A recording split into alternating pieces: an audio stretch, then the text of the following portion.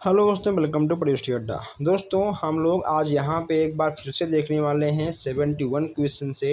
हम लोग यहाँ पर देख रहे हैं डियर थर्ड सेमेस्टर का साइंस का राजन प्रकाशन से अति लघुत्तरीय प्रश्न है। इसका हम लोग 70 प्रश्न देख चुके हैं, जो कि आपको फर्स्ट क्लास में देखने को मिल जाएगा। उसका लिंक आपको कमेंट बॉक्स में पिन किया हुआ मिल जाएगा। अगर आपने सारे क्लास सारे क्वेश्चंस लिए हैं, देखे हैं, पढ़े हैं, तो आपका कहीं ना कहीं 1% क्वेश्चन गलत नहीं होगा, तो आप अच्छे नंबर से ज़रूर पास हो जाएंगे। देखिए, यहाँ पे आपका 71 प्रश्न है। 71 प्रश्न यहाँ पे आपसे कहा गया है कि विषाणु यानी वायरस में कौन सा अनुवांशिक पदार्थ पाया जाता है। इसमें आपका हो जाएगा डीएनए और आरएनए। जब बाप बेटे या फिर माता पिता जो भी पहचान होती है, वह आपका डीएनए और आरएनए से ही होता है। ठीक है। यहाँ पे आपका नेक्स्ट है, पेरोमेटिक हाइड्रोकार्बन किसे कहते हैं। इसका एग्जाम्पल भी आपको देना है। यहाँ पे वे हाइड्रोकार्बन जो बेंजीन को सरल सूत्र से संबंधित होता है, जैसे कि आपका एरोमेटिक हाइड्रोकार्बन कहलाता है। ठीक है, आपका बेंजीन। यहाँ पे आपका नेक्स्ट प्रश्न है कि ये सब क्वेश्चंस आपके बहुत नए नए हैं। जस्ट यहाँ पे आपका है एल्केन, एल्केन और एल्कीन और एल्काइन। ठीक, देखिए, एल्केन, एल्कीन और एल्काइन का एग्जाम्पल यहाँ पे आपको देना है। तो एल्केन का क्या होगा, एल्केन का आपका हो जाएगा मेथेन, एथेन, प्रोपेन और ब्यूटेन। एल्कीन का क्या होगा, एल्कीन का आपका हो जाएगा एथिलीन। क्या होगा, एथिलीन आपका बिल्कुल सही हो जाएगा। नेक्स्ट यहाँ पे आपका एल्काइन, एल्काइन का क्या होगा, एल्काइन का आपको हो जाएगा एसिटिलीन। ठीक, ये आपके तीनों हो जाएंगे। यहाँ पर देखिए, इसलिए यहाँ पे आपका कि मेथेन, एथेन, एथिलीन और एसिटिलीन का सूत्र भी यहाँ पे आपको देना है। अजीब, बहुत ही अच्छा प्रश्न है। देखिए, मेथेन का हो जाएगा CH4 है, एथेन का हो जाएगा C2H6 है और एथिलीन का हो जाएगा C2H4 है। ठीक है, और एसिटिलीन का हो जाएगा C2H2। ये यहाँ पे आपको चारों सूत्र देखने को मिल जाएंगे। नोट भी कर लीजिएगा आप लोग, यहाँ से क्वेश्चन ज़रूर आपके बनते हैं। जैसे यहाँ पे आपका है कि एनेडिला तथा आर्थ्रोपोडा के बीच की कड़ी बताइए। इसमें आपका हो जाएगा पेरीपेट्स, पेरीपेट्स। ठीक है, पेरीपेट्स आपका हो जाएगा। यह आपका कौन सा क्वेश्चन है भैया, यहाँ देखिए, बकवास क्वेश्चन है ऊपर वाला। जलीय पौधों की पत्तियों की विशेषता यहाँ पे आपको बतानी है। जो आपके जलीय पौधे होते हैं, जैसे कि आपका जलकुंभी हो गया। ठीक है, जलकुंभी की पत्ती की ऊपरी सतह पर मोमी पदार्थ का परत होता है। जलीय पौधों की पत्तियां कटी फटी होती हैं, जिससे कि आपका सिंगाड़ा। ठीक है, सिंगाड़े में पूर्णवृत्त फूल हुआ होता है। जलकुंभी आपको विशेष रूप से ध्यान देना है। जलकुंभी आप लोगों ने देखा होगा, जो लोग गांव के होंगे उनको पता कि हाँ, तालाब में जलकुंभी होता है। जलीय पौधों की जड़ें कैसे होती हैं। जलीय पौधों की जो जड़ें होती हैं वह बहुत ही कम विकसित होती हैं और उनके जड़ें रेशेदार होती हैं। ठीक है, पहला। दूसरा, और देखिए तीसरा, मूल रोम में अनुपस्थित या कम विकास हुआ होता है। ठीक है, जो जलीय पौधे होते हैं उनके मूल रोम होते ही नहीं है या फिर कम विकास हुआ होता है। चलिए आगे बढ़ते हैं। जैसे यहाँ पे आपका है कि मछलियों में श्वसन हेतु कौन सा अंग पाया जाता है। गलफड़ा। ठीक है, जो मछलियाँ होती हैं वो अपने गलफड़े से ही सांस लेती हैं।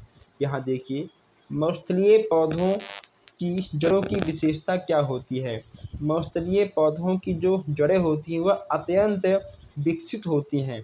वह अल्फ़ा अल्फ़ा नामक पौधों की जड़ें 130 फीट गहरी होती हैं। देखिए, रेगिस्तान में एक पेड़ होता है जो जिसका नाम अल्फ़ा अल्फ़ा है। ठीक है, अल्फ़ा अल्फ़ा है, उसका जो जड़ होता है वह 130 फीट गहरा होता है। क्यों? क्योंकि जो मौस्थल के पौधे होते हैं, जो उनका जड़ होता है वह पानी की तलाश में अपने जड़ों का विकास बहुत ही अंदर तक करती हैं। जहाँ तक उन्हें पानी का फ़ील होता है वो उतना अंदर हल जाती हैं, इसलिए 130 फीट गहरा हो जाता है। यहाँ पे देखिए, यहाँ पे है आपका कि जीवों के विलुप्तीकरण का कारण क्या है? आखिर जो जीव हैं वह विलुप्त क्यों हो रहा है? या इसका कहीं न कहीं असर आपकी जलवायु पर होता है, ठीक है दोस्तों? जलवायु परिवर्तन के कारण ही जो गिद्ध हैं, कुछ साँप भी हैं, ठीक है? ये सब कहीं न कहीं विलुप्त हो रहे हैं और विलुप्त भी हो चुके हैं कुछ। कुक्कुट पालन के अंतर्गत किस जीव का पालन होता है? कुक्कुट पालन के अंतर्गत किस जीव का पालन होता है, ये यहाँ पे आपको बताना है। कुक्कुट पालन आपका मुर्गी के अंतर्गत, ठीक है, आएगा। मुर्गी पालन के अंतर्गत आ जाएगा। हरित क्रांति के जनक कौन हैं? हरित क्रांति के जनक आपके कौन हैं? आपके हो जाएंगे नार्मर, ठीक है। ध्वनि की तीव्रता हम लोग कैसे नापते हैं? डेसिबल से नापते हैं ध्वनि की तीव्रता। प्रतिध्वनि किसे कहते हैं? प्रतिध्वनि किसे कहते हैं? जैसे कि मान लो आप किसी भी रूम में जब बोलते हो, जब वही आवाज़ आपको दोबारा, यानी आवाज़ों का, ठीक है, भनकना। अगर आप किसी पहाड़ पर गए हो, चिल्लाते हो, वही आवाज़ आपको पुनः सुनाई देती है तो वह आपका आ जाएगा प्रतिध्वनि के अंतर्गत, ठीक है। ऐसे आप इसको समझ के लिख सकते हैं। यहाँ देखिए, नेक्स्ट यहाँ पे आपका है कि मधुमेह किस हार्मोन्स की कमी के कारण होता है? इंसुलिन के द्वारा। अगर मान लो आपकी बॉडी में इंसुलिन की कमी है तो आपको मधुमेह रोग हो जाएगा, ठीक है। डायबिटीज, मधुमेह यानी डायबिटीज, ठीक है। क्या है? मधुमेह रोग ऐसी बीमारी है जिसमें व्यक्ति के रक्त में शर्करा की मात्रा बढ़ जाती है या इंसुलिन हार्मोन्स की कमी के कारण होता है। इंसुलिन रक्त में शर्करा की मात्रा को संतुलित रखता है, ठीक है। अब यहाँ पर देखिए, अनियमित जीवन शैली से कौन कौन सी बीमारियां हो सकती हैं? अनियमित जीवन शैली से अगर आपका जीवन नियमित रूप से नहीं चल रहा है, अनियमित रूप से चल रहा है, तो आपको कौन कौन सी बीमारियां हो सकती हैं? मधुमेह, उच्च रक्तचाप या दिल की बीमारी, ये आपकी बीमारियां हो सकती हैं। यहाँ देखिए, नेक्स्ट यहाँ पे है हृदय की बीमारी तथा उच्च रक्तचाप का कारण बताइए। ज़्यादा वसा का सेवन करना, यह आपका टिके हो जाएगा। जीवाणुओं द्वारा होने वाली बीमारियां कौन कौन सी हैं? जीवाणुओं द्वारा होने वाली जो बीमारियां हैं वह आपका टिटनस है, हैजा है, टाइफाइड है, क्षय रोग हैं, ठीक, काली खांसी है। कई प्रकार के रोग आपके हैं। उसके बाद आपको 4-5 रोग का नाम लिखना है, आपको आगे बढ़ना है। आपको अधिक टाइम नहीं देना है किसी भी क्वेश्चंस में, ठीक है। आपको सोच समझ के हर क्वेश्चंस को सॉल्व करना है। देखिए, अब यहाँ पे कहा गया है कि विषाणु वायरस द्वारा होने वाली बीमारियों का नाम, बीमारियाँ कौन सी हैं, उसके नाम यहाँ पे आपको, ठीक है, लिखना है। विषाणुओं से आपका पोलियो, एड्स, डेंगू, चेचक, छोटी माता, खसरा, ठीक है, पीलिया, ये सब आपके विषाणु के द्वारा हो जाती हैं। इसके द्वारा विषाणु के अंतर्गत इस चीज़ें आपकी आ जाती हैं। एक मिनट, चलिए, नेक्स्ट यहाँ पे पूछा गया आपसे कि सरल दोलक के डेयरी की प्रभावी लंबाई एल एवं गुरुत्वीय त्रिकोण जी में संबंध बताइए। सूत्र है, हटाओ, ठीक है, इसका कोई मतलब नहीं है। ऐसे क्वेश्चंस आपको कम देखने को मिलेंगे। चंद्रमा का गुरुत्वीय त्वरण जी का मान पृथ्वी के गुरुत्वीय त्वरण जी के मान का कितना गुना है? 1.6 है। आपको इसको याद करना होगा। यहाँ देखिए, नेक्स्ट यहाँ पे आपका है कि यदि कोई लड़की झूला झूलते झूलते खड़ी हो जाती है तो उसे गुरुत्व केंद्र प्रभावी लंबाई तथा आवर्तकाल पर क्या प्रभाव पड़ता है? गुरुत्व केंद्र जो आपका है वह आपका ऊपर उठ जाता है, जो आपकी प्रभावी लंबाई है वह आपका हट जाता है, जो आपका आवर्तकाल है वह भी आपका घट जाता है, ठीक है। तो ये आपके घट जाएंगे, प्रभावी लंबाई और आवर्तकाल घटेगा, गुरुत्वाकर्षण आपका ऊपर की ओर उठ जाएगा। नेक्स्ट यहाँ पे आपका है कि यांत्रिक तरंगे कितनी प्रकार की होती हैं। यांत्रिक तरंगे आपकी 2 प्रकार की होती हैं, अनुदैर्घ्य तरंगे हैं और अनुप्रस्थ तरंगे हैं। ये आपके 2 प्रकार के हो जाएंगे। अब यहाँ देखिए, यहाँ पूछा गया आपसे कि अनुदैर्घ्य तरंगे किसे कहते हैं, जब तरंग गति की दिशा मध्य के कणों के कंपन करने की दिशा के अनुदिश होती है, तो ऐसी तरंगों को अनुदैर्घ्य तरंग भी कहते हैं। अब यहाँ आपको देखने को मिल जाएगा अनुप्रस्थ तरंगे यहाँ पे आपको देखने को मिल जाएगा। ठीक है, चलिए, हम किसी के यहाँ पर प्राइवेसी को लीक नहीं करना चाहते हैं, इसलिए मैं इसको यहाँ पर हटा दे रहा हूँ। यहाँ पर देखिए, यहाँ पे आपका है कि अनुप्रस्थ तरंग किसे कहते हैं, आपको पता है। ध्वनि किस प्रकार की तरंग छोड़ती है, ध्वनि अनुदैर्घ्य तरंग छोड़ती है। और जो यहाँ पे आपका सुनने का दोस्तों श्रवण तरंगों की जो आवृत्ति है वह आपका 20 हर्ट्ज से लेकर 20,000 हर्ट्ज तक है। और यहाँ पे आपका जो परासय तरंग की आवृत्ति है यह आपका 20,000 हर्ट्ज से अधिक है। अपसय तरंग की आवृत्ति ये 20 हर्ट्ज से है। ये सब क्वेश्चन ठीक है आपको लिखना होगा, ठीक है, लिखना होगा आपको, इससे रट्टा मार के याद करना होगा। ठीक है, इसमें मैं क्या समझाऊँ, इसमें कुछ नहीं है सुनाने वाला। यहाँ देखिए, अच्छा क्वेश्चन है, देखते हैं यहाँ पे हम लोग। किस प्रकार के तरंगों को कुत्ता, बिल्ली, चमगादड़ आदि सुन सकते हैं। परासय तरंगों को कुत्ता, बिल्ली और चमगादड़ देखकर सुन सकते हैं। यह आपका बहुत ही इम्पोर्टेंट क्वेश्चन है, यह आपका हर जगह काम आएगा, जीके जीएस सवाल हर जगह काम आएगा आपका। किसी पदार्थ के तरंग का संचरण होते समय पदार्थ के कण किस प्रकार की गति करते हैं, सरल आवर्ती गति। क्या करते हैं, सरल आवर्ती गति करते हैं। नेक्स्ट यहाँ पे आपका है कि एक कंपन, ठीक है, एक कंपन में चली गई दूरी को क्या कहते हैं। एक कंपन में चली गई दूरी को तरंग दैर्घ्य कहते हैं। क्या कहते हैं, तरंग दैर्घ्य कहते हैं। नेक्स्ट यहाँ पे आपका है कि वस्तु में कंपन के अधिकतम विस्थापन को क्या कहते हैं, आयाम कहते हैं। क्या कहते हैं, आपके आयाम, बिल्कुल सही हो जाएगा। नेक्स्ट यहाँ पे आपका है कि एक सेकंड में कंपन की संख्या को क्या कहते हैं।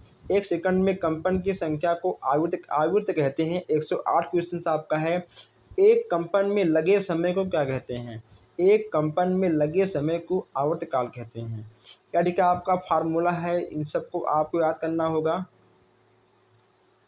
आवर्तकाल किसे कहते हैं, यहाँ देखिए, आवर्तकाल किसे कहते हैं, एक दोलन पूरा करने में लगे समय को आवर्तकाल कहते हैं। आवर्तकाल किसे कहते हैं, ओह माय गॉड, एक ही क्वेश्चन देखिए 2 बार आ गया है। नेक्स्ट यहाँ पे आपका कि तरंगे कितने प्रकार की होती हैं, ये भी हो चुका है। बार बार वही प्रश्न देता है, क्या बताऊँ मैं।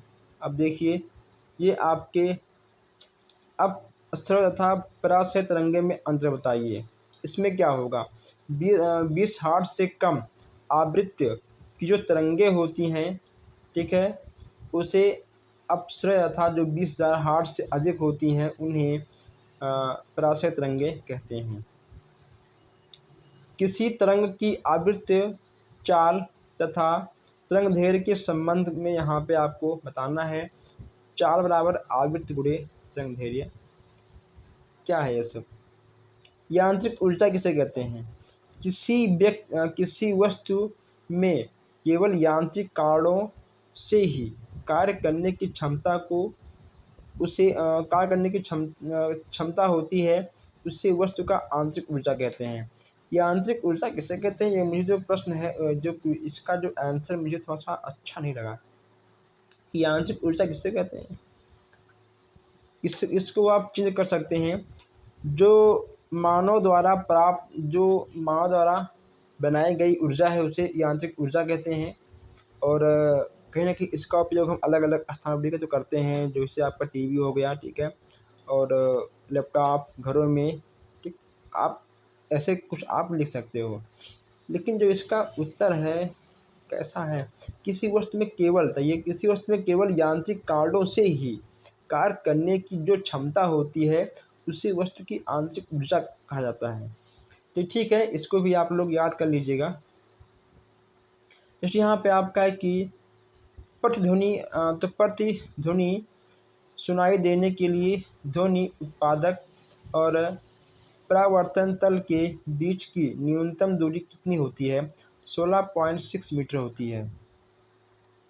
सिराएँ क्या हैं? इसका मुख्य कार्य क्या है? सिराएँ क्या है? इसका मुख्य कार्य क्या है?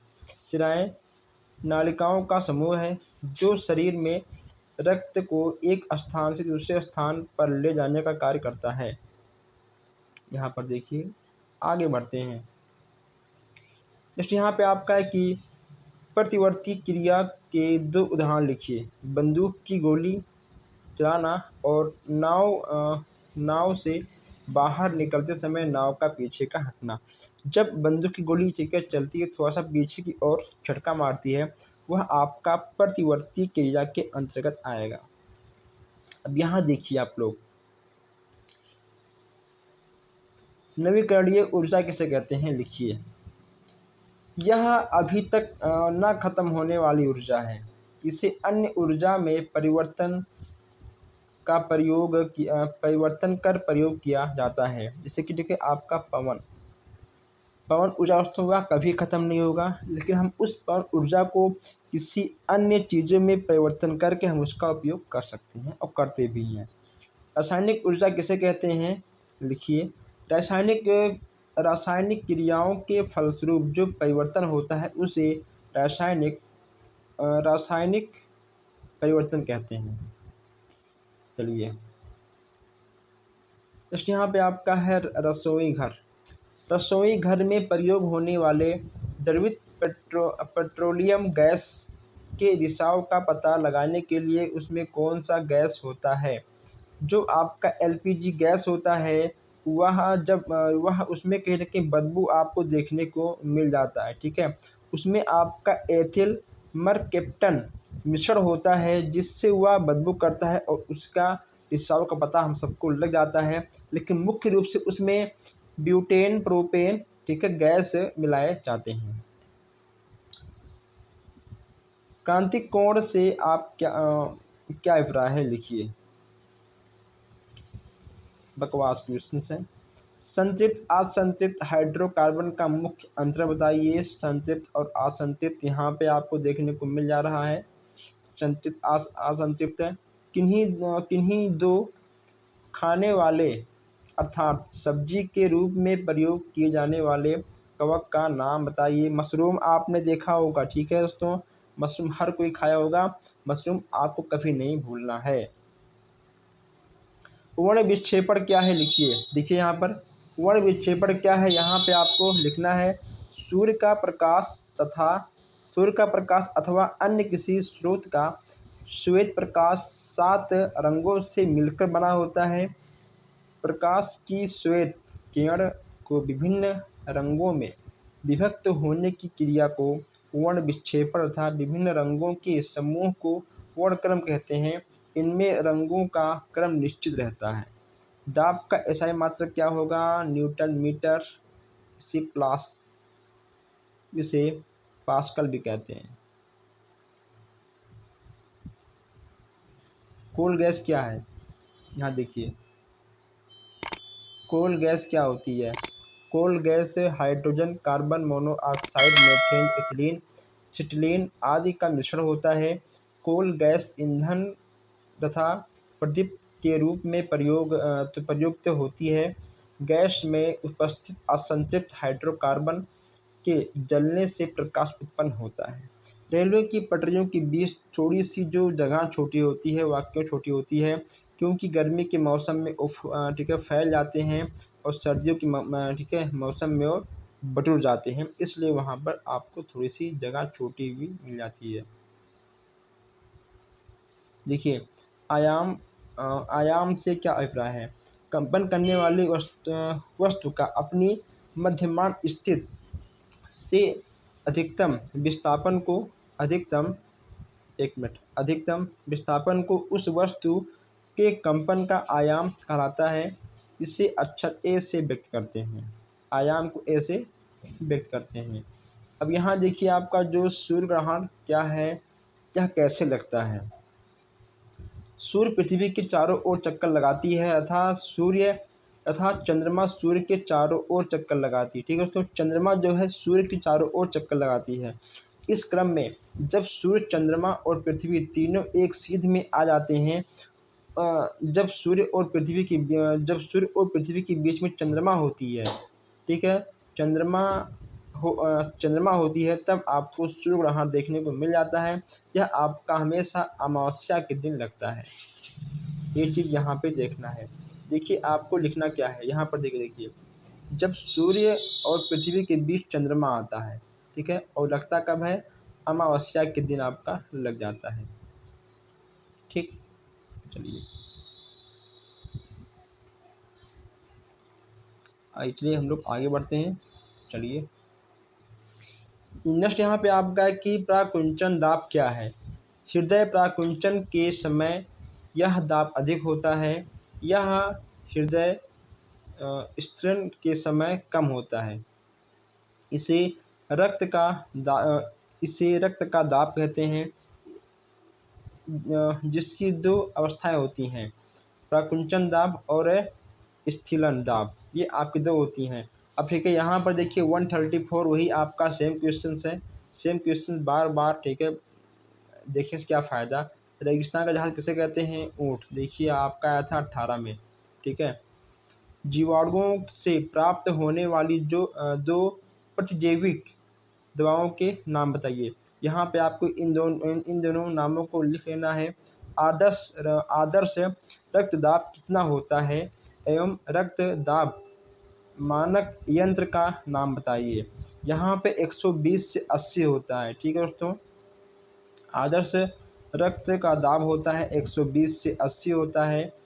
चलिए नेक्स्ट यहाँ पे आपका है कि मनुष्य का जो सुनने का क्षमता, वही बार बार क्वेश्चंस देता है, इसमें क्या बताऊँ। देखिए दोस्तों, ठीक है, यहाँ पे आपका है लास्ट क्वेश्चन है, निकट दृष्टि दोष दूर करने के लिए चश्मे में कौन सा लेंस प्रयोग किया जाता है। निकट दृष्टि दोष के लिए अवतल लेंस का प्रयोग किया जाता है, ठीक है। निकट के लिए अवतल और दूर के लिए आपका ठीक है उत्तल होता है। जो आपका उत्तल बनता है लेंस, वह आपका ठीक है ऐसे होता है, बीच में मोटा होता है। जो आपका ठीक है अवतल बनता है, वह आपका बीच में, ठीक है, वह आपका जो है बीच में पतला होता है, ठीक है। ऐसे आपका बन जाएगा।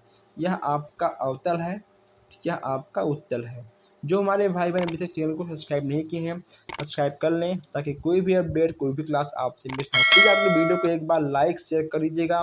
प्लीज़ आप लोग इस क्लास को अपने दोस्तों के साथ फेसबुक पे, व्हाट्सएप ग्रुप में शेयर भी कर दें। धन्यवाद।